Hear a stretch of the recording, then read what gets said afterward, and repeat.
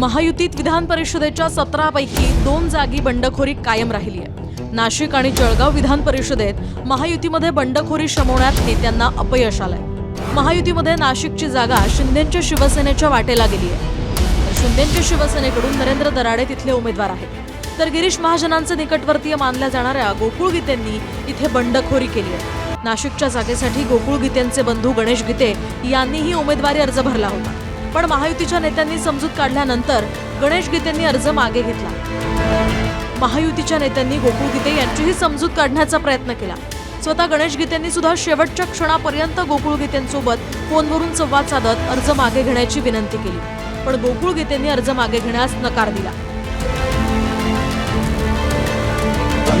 मी माझी विड्रॉल घेतोय, गोकुळ भाऊंशी गिरीश भाऊ बोलताय आणि त्यांचं बोलणं झालं का ती जेवढं बाप काढण्यापेक्षा त्यांनी जर दराडे परिवारातील कोणी पण या ठिकाणी माझ्या घरापर्यंत आले असते, एक नम्र विनंती त्या ठिकाणी केली असती, तरी आमची माघार आणि आमचा पाठिंबा त्यांना नक्कीच भेटला असता। पण या ठिकाणी माझा किंवा कोणाचाही बाप असतो, तो बाप असतो, आणि कोणाचाही बाप काढला किंवा माझा काढला तर मी ती माघार द्यायची कशी, हा मोठा प्रश्न आज या ठिकाणी मी त्या विवंचनेत होतो। आणि त्या विवंचनेतून या ठिकाणी माझा दुपारनंतर निर्णय पक्का झाला की निवडणूक मी कंटेन करणार, लढवणार। मी गोकुळ भाऊ आणि गणेश भाऊंना दोघांना सांगतो की ती जर खरंच ऑडिओ क्लिप जर माझी असेल आणि तुम्ही ती फॉरेन्सिकला पाठवा, किंबहुना अजून कुठलं एखादं ऑर्गनायझेशन असेल तिकडे पाठवा, आणि ती जर ऑडिओ क्लिप तो व्हॉईस जर माझा असला तर तुम्ही सांगाल ती शिक्षा मी या ठिकाणी भोगायला तयार आहे।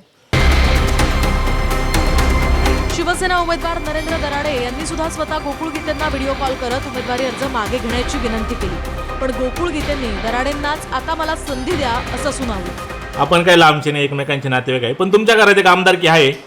आता एक आमदारकी आम्हाला त्या ठिकाणी वाटतंय आम्हाला गोल्डन चान्स आहे, मिळेल आम्हाला असं वाटतंय।